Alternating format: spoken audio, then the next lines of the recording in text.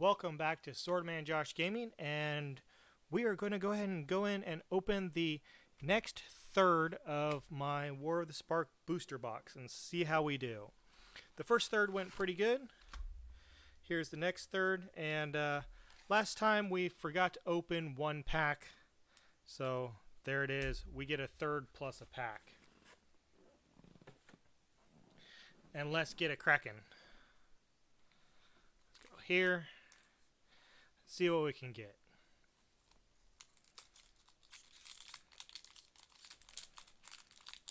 Open says meat. We did get the Boar God as our mythic in the first third, so let's see what we can do here.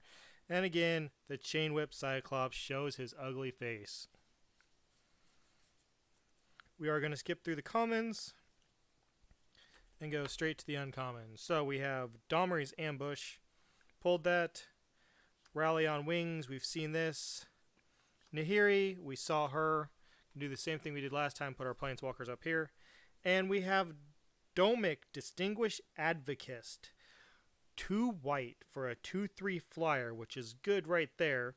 But on top of it, lands on the battlefield and land cards in graveyards can't be the target of spells or abilities your opponents control, and your opponent can't play land cards from their graveyards.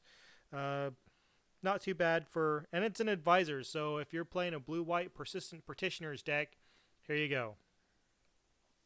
Ooh, we have ourselves our first foil. Eternal Skylord. I used him. If you guys watched my pre-release pack, I used him, and he did a little bit of work for me.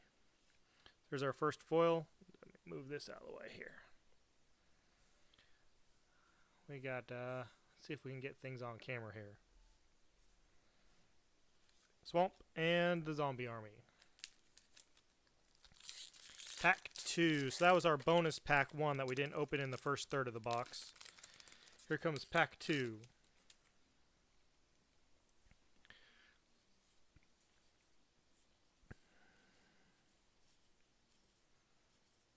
Gateway, that is a gorgeous Gateway Plaza, I have to say.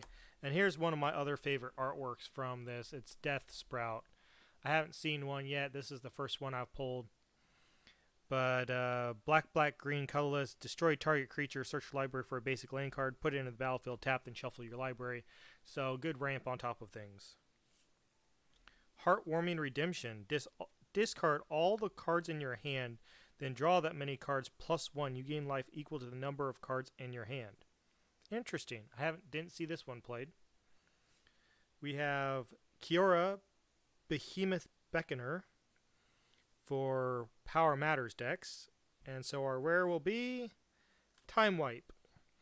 I got one of these in foil, so I got another copy, I guess. And we have another foil. We have, is Atomic a mythic or just a rare? Looks like it's just a rare. We have another foil in Pollen Bright Druid. This one saw a lot of work also and is a great card. It's just a green and a colorless for a 1/1, but you get a choice of putting a +1/+1 counter on a creature or proliferating. So it is a great card and will be going into a deck of mine. As I say at least once in every pack opening, Swordman Josh Gaming, where we can't open packs. Sometimes I have so much problems with some of these packs, and you guys can struggle along with me. There we go. Must be resealed or something. I don't know.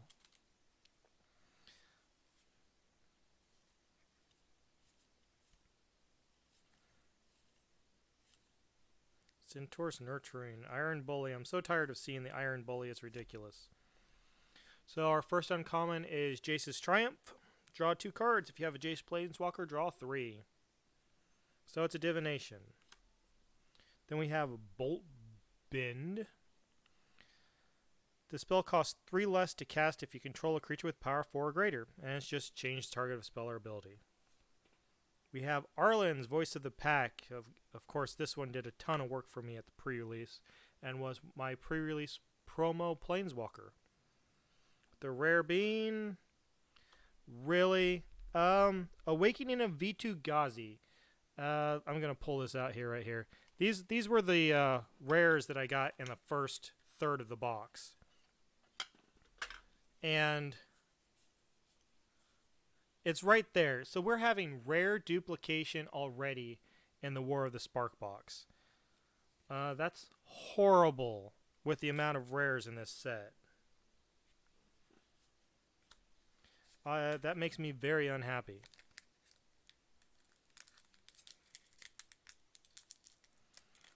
I can understand duplication of planeswalkers because they're in an uncommon slot. But come on, duplication of rares and or mythics in a single booster box? It's ridiculous.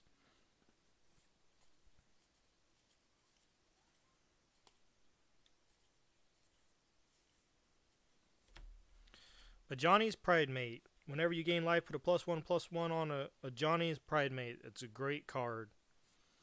Bond of Flourishing. Look at the top 3 cards of your library. You may reveal a permanent card, any permanent card, from among them and put it into your hand and put the rest on the bottom of your library and gain 3 life. Great card. Let me get it on camera here for you guys. Our Planeswalker is Davriel, Rogue Shadow Mage. We saw him before. So our rare is Neheb. Now, Neheb's a great little zombie minotaur warrior. 5/4 trample, but he has this special ability that whenever he deals combat damage, which he should get through since he's a trampler, you may discard any number of cards. If you do, draw that many cards and add that much red mana until end of turn. You don't lose the mana as steps and ends phase out. So it's constant mana in your mana pool that you can spend whenever you want it.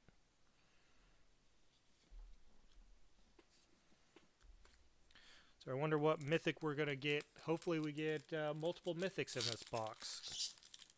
So far we got the Boar God. I would love to be able to get a... Oh, what would I want? Of course we want our Dragon Lord. Let's see if we get him. The reason this set exists is because somebody's a jerk and wants to make war and take everybody's spark. Storm the Citadels, followed by Devouring Hellion. And next is Hotly the Sunheart. And I saw this played wrong at the pre-release.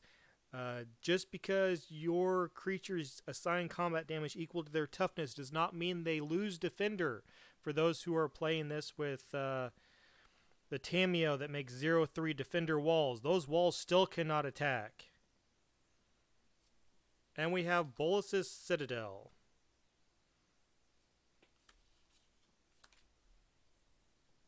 Bolas's Citadel is a great card. Is that a mythic also?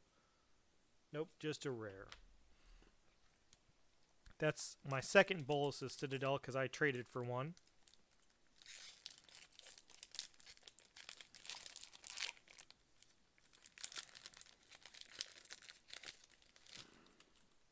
Next pack. No Escape. Grim Initiate. Those guys are going to be fun in Pauper.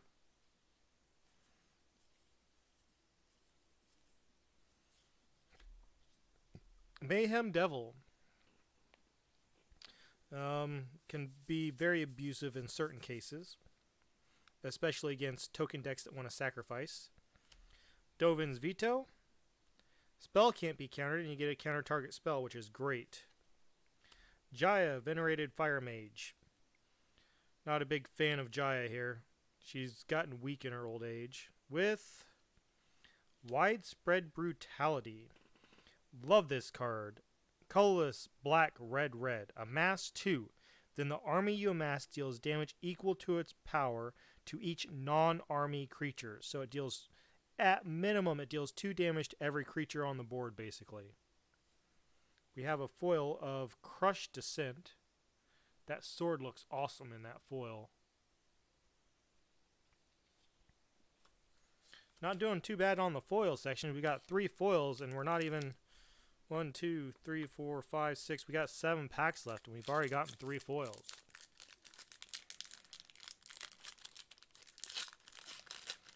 Come on, Mythics. Come on, Nicol Bolas.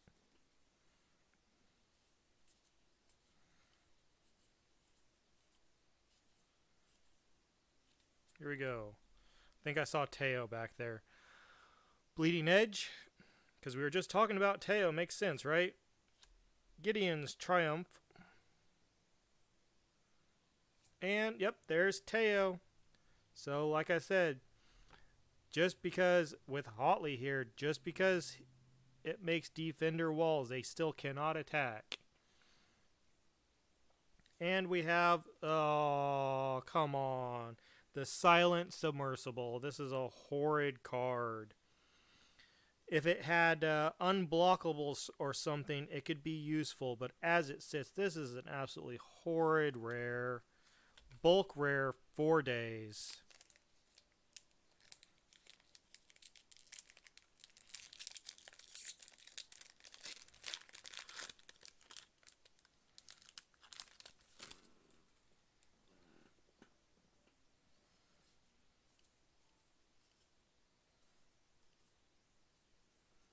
Another copy of Storm the Citadel.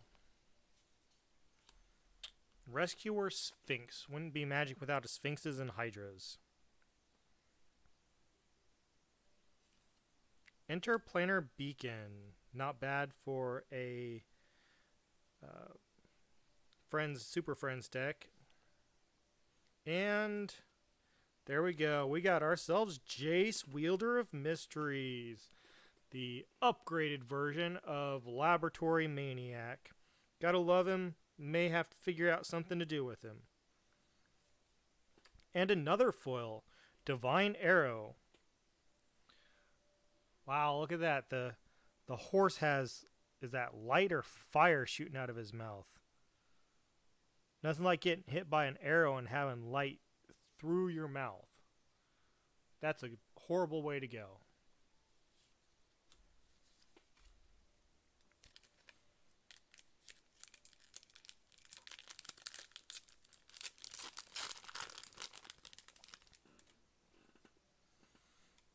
Teferi's Time Twist. I haven't seen that common too many times.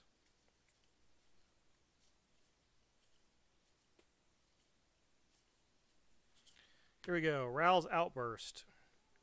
Deals 3 damage to any target. Look at the top 2 cards of your library. Put one into your hand, the other into your graveyard. Not bad. Invade the City. Amass X, where X is the number of instants or sorcery cards in your graveyard. Niz Mizzet, here we come. And we have Tibalt, Rakish Instigator. Opponents can't gain life. With our rare being Dreadhorde Arcanist. A red and a colorless for a 1/3 trample. Whenever it attacks, you may cast target instant or sorcery card with converted mana cost less than or equal to its power from your graveyard without paying its mana cost. If this card would be put in your graveyard this turn, exile it instead. Will work great with Feather.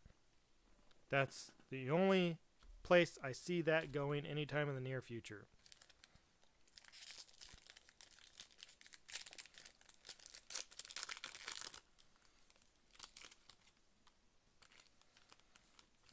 At least in terms of commander. Just doesn't seem that as powerful. I suppose it could go into a Storm deck.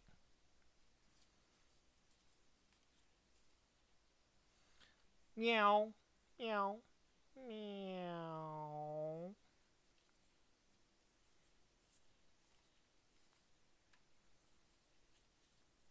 Sunblade Angel. We've seen her before. The one of all abilities. Needs double strike. Or needs to be 1 white and 4 colorless to make her truly playable. Lazotep Plating. Love this card. Absolutely love this card. Then we have Hotley again. And not wasting much time. I believe this is going to be the Mizzix Tank, just seeing the words vehicle and 3/2. or Mizium tank, excuse me. And that's what it is, Mizium tank. I believe there's only 2 vehicles in this set, and we now have both of them. The Mizium tank and the Silent Submersible. And the Silent Submersible's not very silent if it's not unblockable. And we are sitting at 0 mythics right now.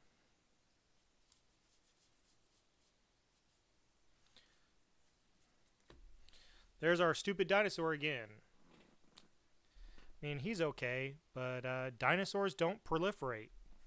Dinosaurs don't deal with +1/+1 counters. I really don't understand him. He's not good for Dinosaur Tribal. Dread Malkin, another cat. It's a zombie cat, though. And then we have Flux Channeler. There's one that I needed for my Proliferate deck, and happy to see it coming through. So our rare is Gideon Blackblade. There's our mythic, and he's a strong one at that. So he's 2 white and a colorless, and he's a legendary planeswalker. But on your turn, he's a 4/4 human soldier creature with indestructible. And as a static ability, prevent all damage that would be dealt to Gideon Blackblade during your turn. So he can attack every turn without ever having to worry about anything. +1 ability, up to 1 other target creature you control gains your choice of Vigilance, Lifelink, or Indestructible until end of turn. And -6, exile target non-land permanent. So I can see Gideon here being great side by side with a Wrath of God. Give something else of yours indestructible. He's indestructible. Wrath it out. And you got 2 things left, and hopefully the rest of the board's clear. Gotta love Gideon. Let's move these over here a little bit. Foils, Planeswalkers. But we're going to give Gideon his own little pile since he's a mythic. Now, if we pull Oketra to go with Gideon, that seemed to have been a winning combination at the pre-release. But let's see what we get. I am very happy with getting Gideon. He can fit into multiple decks. Any deck that has white. Gilded Globe, the worst mana-fixing card ever.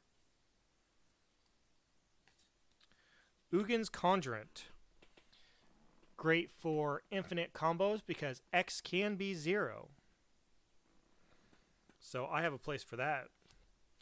Elite Guard Mage. 2/3 flyer. And whenever it enters the battlefield, gain 3 life and draw a card for 2 blue-white. Not horrible. Jaya, we've already talked about her. She's old, lost her power, she's gone. Command the Dreadnought. Of course, this is my second copy of this because I traded for a copy at the pre-release. But now I have a pack fresh Command the Dreadhorde. And last pack. See what if we can get anything spicy out of it.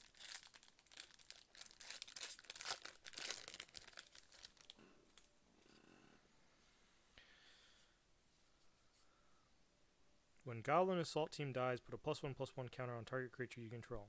4/1 haste. Not bad.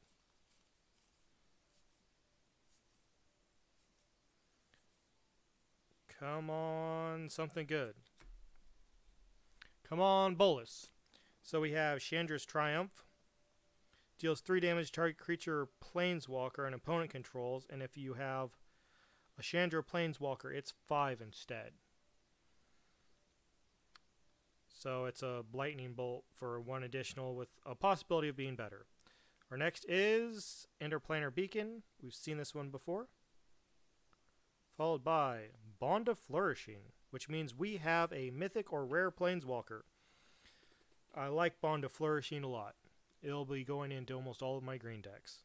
So our last one, our Planeswalker, will be Karn the Great Creator. That's what I'm talking about right there. There's good old Karn. 4 mana. He's a wish card, so you have to get your play group to agree to let you play him in Commander because for the most part, wish cards are banned in Commander. But activated abilities of artifacts your opponents control cannot be activated. It shuts them all down. So this is a horrible commander card. Even mana abilities for your opponents. +1 until your next turn, up to one target non-creature artifact becomes an artifact creature with power and toughness, each equal to its converted mana cost. And here's the -2 I was talking about, because it's a wish. You may choose an artifact card you own from outside the game or in exile, reveal that card, and put it into your hand. Now, I can see your play group allowing you to play this if it has to be in exile or, well, I guess it'd be exile. I wish this said exile, graveyard, or outside the game. So that way you could just say from your play group that you're not going to pick outside the game. But a great card. Absolutely great. Used, a lot of people are brewing with Microsynth Lattice to go with Karn to completely shut people down. And that is it for the end of the second third of this box. Very happy with Gideon, very happy with Karn, very happy overall. So if you like what you saw, like, comment. If you want to see more, subscribe below. And as always, may Keep Calm Kitty be with you. Good night, everybody.